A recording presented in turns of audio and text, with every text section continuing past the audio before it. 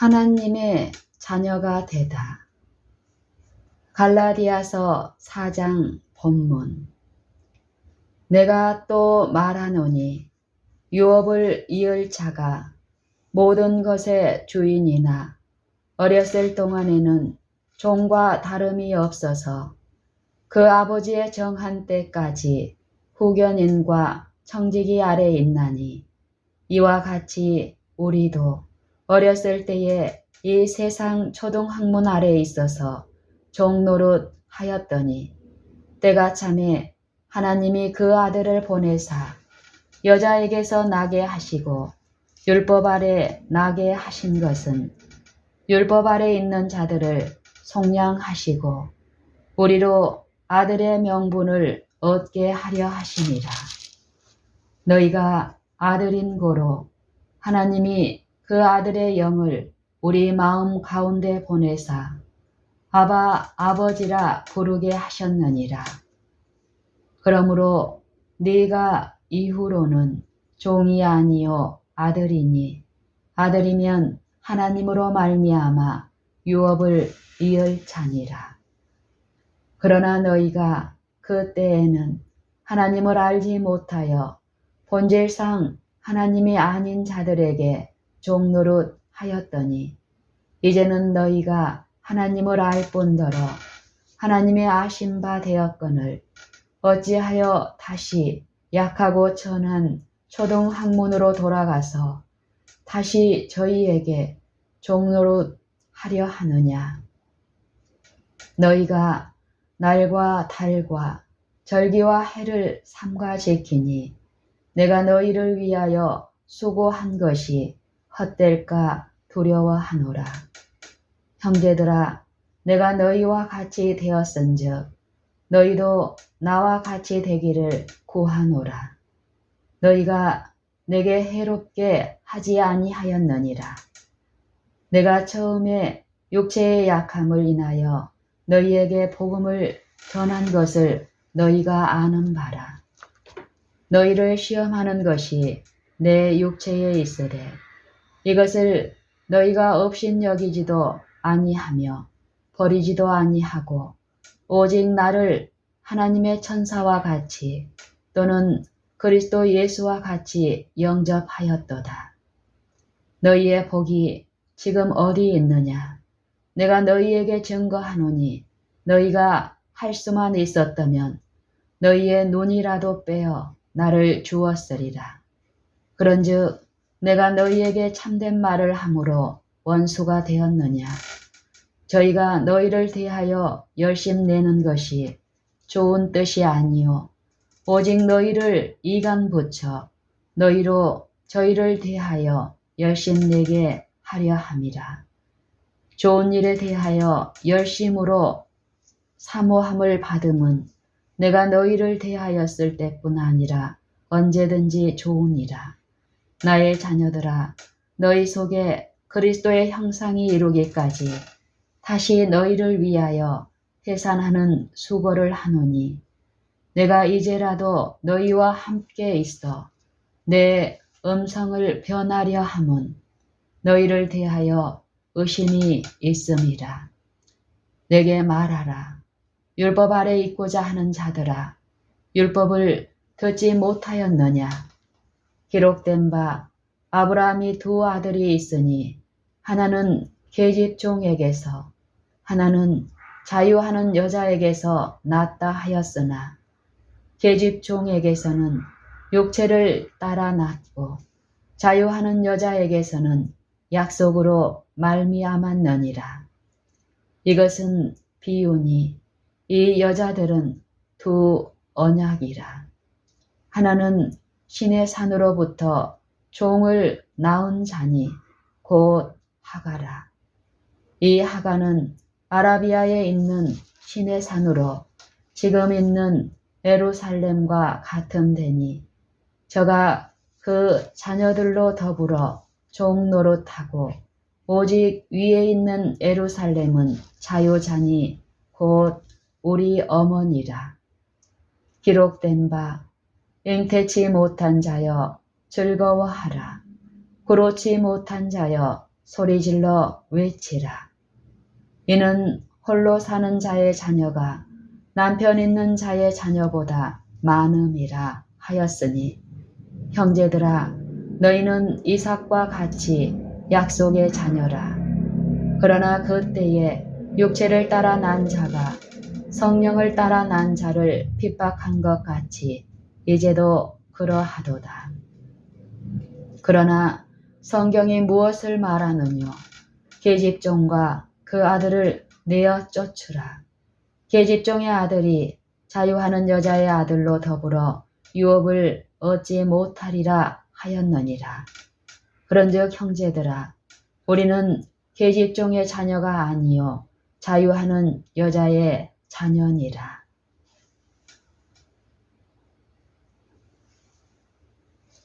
실제적인 주제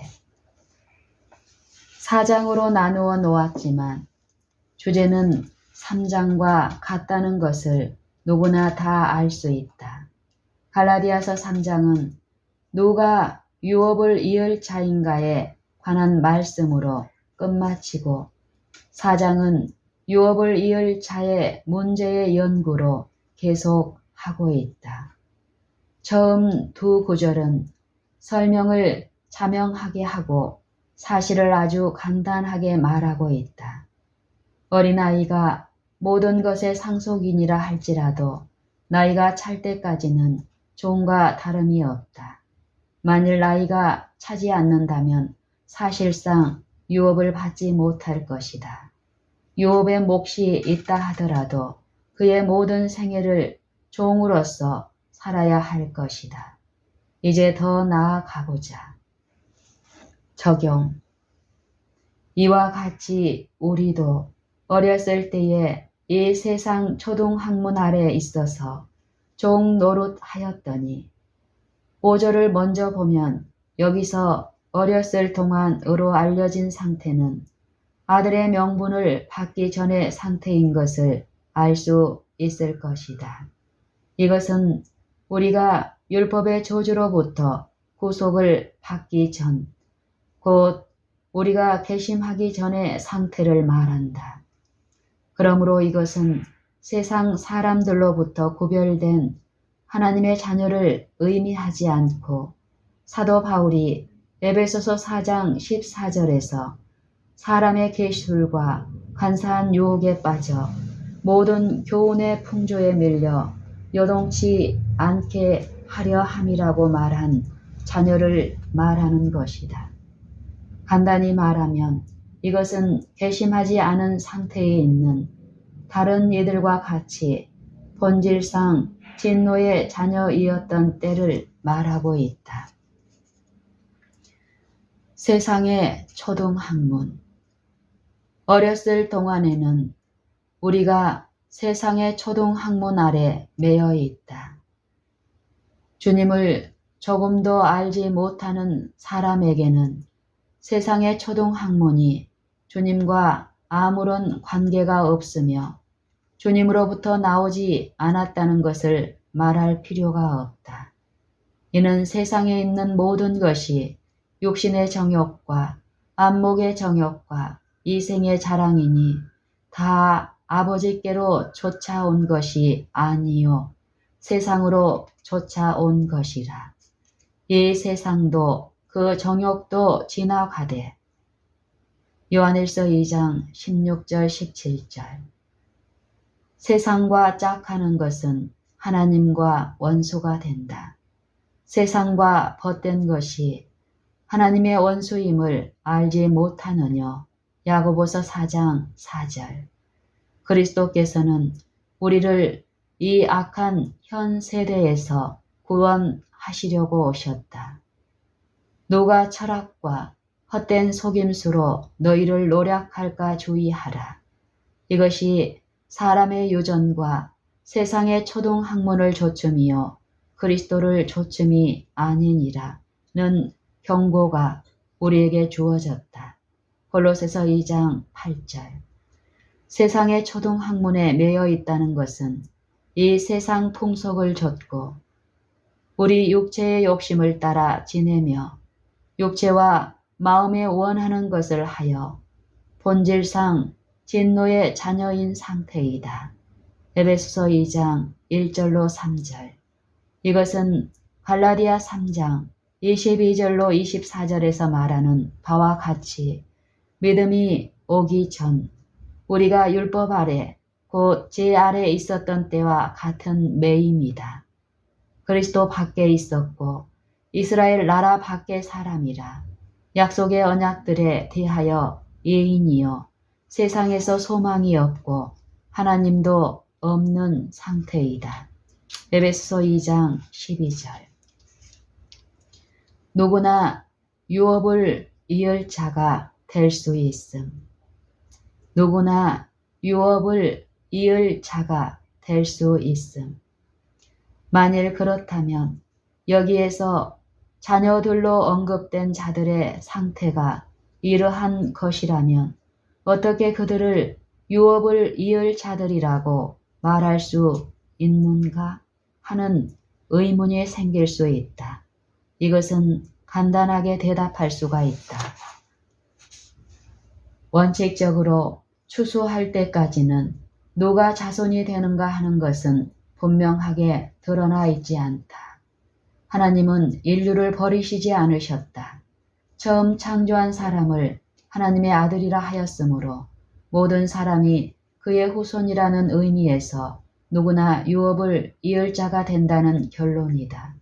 이미 공부한 바와 같이 믿음이 오기 전에 비록 모든 사람이 하나님을 떠나 방황하는 자들이라 할지라도 율법 아래 있어 무서운 주인의 감시를 받으면서 갇힌 바 된 것은 우리로 하여금 약속을 받아 드리도록 하기 위해서이다. 하나님께서 비록 불경건한 자들, 곧 죄의 속박 아래 있는 자들이라도 그의 자녀를 생각하시는 것은 얼마나 다행한 일인가. 하나님을 떠나 방황하는 탕자들이지만 그러나 여전히 자녀들로 생각하시는 것이다. 하나님은 모든 사람을 그의 사랑하시는 자 안에서 받아들이도록 하셨다. 이 집행유예의 생명을 우리에게 주시는 것은 우리로 하여금 하나님을 아버지로 시인하여 그의 참 자녀가 될 기회를 주기 위해서이다. 그러나 만일 우리가 하나님에게로 돌아가지 않는다면 죄의 종으로 죽어야 할 것이다. 때가 차매. 그리스도께서는 때가 찼을 때에 오셨다. 이와 같은 말씀을 로마서 5장 6절에서 찾아볼 수 있다. 우리가 아직 연약할 때에 기약대로 그리스도께서 경건치 않은 자를 위하여 죽으셨도다. 그러나 그리스도의 죽음은 지금 살아있는 자들과 육신을 쓰시고 유다에 나타나시기 전에 살았던 자들과 그 당시에 살았던 사람들을 위하여 있다. 우리가 아직 연약할 때에 기약대로 그리스도께서 경건치 않은 자를 위하여 죽으셨도다. 그러나 그리스도의 죽음은 지금 살아있는 자들과 육신을 쓰시고 유다에 나타나시기 전에 살았던 자들과 그 당시에 살았던 사람들을 위하여 있다. 그의 죽음은 4000년 전이나 800년 전에도 여전히 변함이 없다. 다른 어느 세대의 사람들과 마찬가지로 그 세대의 사람들에게도 효력이 있다. 그 죽음은 단 한 번 있는 일이므로 모든 시대에 걸쳐 똑같은 효력을 가지고 있다. 때는 메시아의 초림이라고 예언되어 있다. 그렇지만 구속은 각 시대의 모든 사람을 위한 것이다. 메시아는 창세 전에 예정되어 있었지만 이 말세에 나타내신 바 되었다. 베드로전서 1장 20절. 만일 이 세대에 나타나시거나 종말 전 마지막 해에 나타나시도록 하는 것이 하나님의 계획이었을지라도 복음에는 조금도 차이가 없었을 것이다. 그는 항상 살아서 어제나 오늘이나 영원토록 동일하시니라. 그는 영원하신 성령으로 말미암아 우리를 위하여 자기를 드리셨다. 그러므로 그 희생은 지금이나 모든 시대에 동일한 효력이 있다. 히브리서 9장 25절, 13장 8절, 9장 14절. 여자에게서 나게 하시고. 하나님은 그의 아들을 보내어 여자에게서 나게 하셨으므로 그는 틀림없이 인간이다. 이 지상에서 육신을 쓰시고 다른 사람과 같은 생애를 살으셨고 여자에게서 난 사람의 운명인 질병과 고난을 모두 당하셨다. 말씀이 육신이 되매 그리스도께서는 항상 자신을 인자라고 칭하여 불렀으며 이와 같이 하여 자신을 온 인류와 영원히 동일시하셨다. 연합의 띠는 결코 끊어질 수가 없다. 율법 아래 나게 하신 것은 그리스도께서는 여자에게서 나셨으므로 율법 아래 나신 것이 당연하다. 왜냐하면 이와 같은 상태가 온 인류의 상태이며 그러므로 저가 범사에 형제들과 같이 되심이 마땅하도다. 이는 하나님의 일에 자비하고 충성된 대제사장이 되어 백성의 죄를 구속하려 하심이기 때문이다. 히브리서 2장 17절.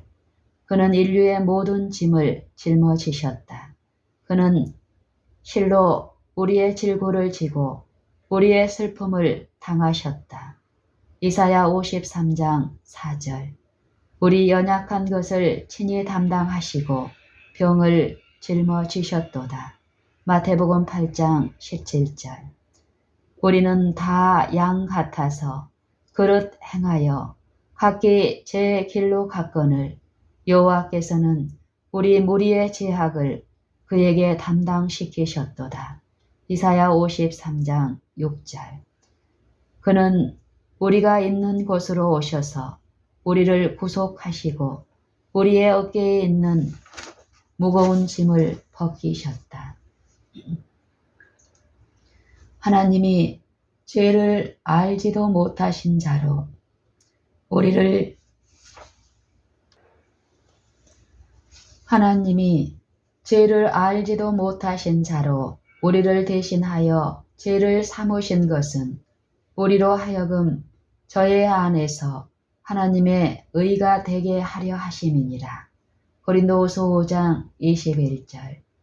이 말을 별 의미 없이 할 수도 있지만 이 말의 완전한 의미는 그가 인간의 대리자가 되었다는 것이다. 다시 말하면 그가 우리 안에 충만하여 완전히 우리와 하나가 되었으므로 우리가 보고 느끼는 모든 것에 그도 똑같이 보고 느끼고 영향을 받는다는 것이다. 그는 한 사람이 다른 사람을 대신한다는 의미에서의 우리의 대리자가 아니다. 군대에서 한 사람이 다른 사람을 위하여 대리인이 되는 경우를 예로 들어보자. 대리자가 대신 일을 맡아 처리하는 동안 의뢰한 사람은 어떤 다른 곳에 있다.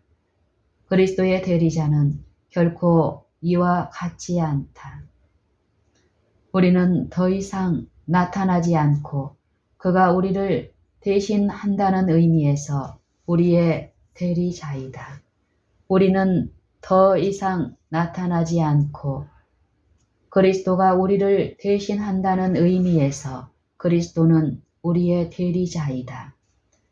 우리는 완전히 없어지고 이제는 내가 산 것이 아니요 오직 그리스도께서 사신 것이라. 우리는 우리의 근심 걱정을 그에게 던지되 그것들을 뽑아서 그에게 던지려고 노력을 해야 함이 아니고 자신을 낮추어 없는 것이 되어야 한다. 이때에 우리는 짐을 벗고 오직 그에게 의지하게 된다. 이와 같이 그가 율법 아래 있는 자들을 속량하시려고 어떻게 오셨는가를 이미 보았다. 율법 아래 있는 자들을 속량하시고, 그리스도는 이 일을 가장 실제적이고도 현실적인 방법으로 행하신다. 그리스도는 누구를 구속하시는가? 율법 아래 있는 자들이다. 율법 아래 있는 자들을 속량하시고 라는 말씀을 어떤 이들이 단지 부분적으로만 적용시키고 있다는 것을 언급하지 않을 수가 없다. 이 말씀은 그리스도께서 유대인들을 제사의 필요성이나 계명을 지켜야 하는 의무에서 해방시킨 것을 의미한다. 만일 이 말씀이 오직 유대인들이나 그리스도의 초림 당시에 살았던 사람들을 언급한 것이라면 무엇을 의미하는가? 그것은 다만 우리 자신들을 구속의 경륜과 아무런 관계가 없도록 만드는 것이다. 만일 오직 율법 아래에 있는 유대인들을 의미한다면 그리스도는 오직 유대인들만을 구속하려고 오신 것이다. 우리는 이것이 구속의 문제일 때에 거기에서 제외되기를 원치 않는다. 그렇다면 우리가 믿기 전에 율법 아래에 있거나 또 있었던 것을 시인해야 한다. 왜냐하면 그리스도는 오직 율법 아래에 있는 자들만을 구속하러 오셨기 때문이다. 율법 아래에 있다는 말씀은 이미 본 바와 같이 율법에 의하여 범법자로 정죄받은 것을 의미한다. 그리스도는 의인을 부르러 온 것이 아니요 죄인을 부르러 오셨다. 그러나 율법은 율법에 순종하려 하고 그 율법을 지킬 의무감을 갖는 자들을 정죄한다. 그러므로 그리스도는 우리를 율법과 그 정죄로부터 구속하심으로 우리를 구속하셔서 율법에 순종하는 생애를 살도록 하신다. 우리로 아들의 명분을 얻게 하려 하심. 사랑하는 자들아, 우리가 지금은 하나님의 자녀라. 요한일서 3장 2절. 영접하는 자, 곧 그 이름을 믿는 자들에게는 하나님의 자녀가 되는 권세를 주셨으니 이것은 3절에서 자녀, 즉 어렸을 때로 묘사된 말씀과 전혀 다르다. 그런 상태에서는 우리가 패역한 백성이요 거짓말하는 자식이요 여호와의 법을 듣기 싫어하는 자식이었다. 이사야 30장 9절. 예수를 믿고 아들들이 되었으므로 우리는 순종하는 자식처럼 이전 알지 못할 때에 줬던 너희 사욕을 본삼지 않는 자들로 묘사되고 있다. 베드로전서 1장 14절. 그리스도는 나의 하나님이여 내가 주의 뜻 행하기를 즐기오니 주의 법이 나의 심중에 있나이다 라고 말씀하셨다. 시편 40편 8절. 그러므로 갈라디아서 3장 28절에서 말씀한 대로 우리의 대리자가 되시며 문자 그대로 우리의 입장을 취하셨으며 우리를 대신하시는 것이 아니라 우리 안에 들어오셔서 우리 안에서 그리고 우리를 위하여 우리의 삶을 살으심으로 우리가 아들의 명분을 받을 때에 그 같은 법이 우리의 마음 속에 있다는 결론이 나온다. 심령의 증거. 증거하는 이는 성령이시니 성령은 진리니라.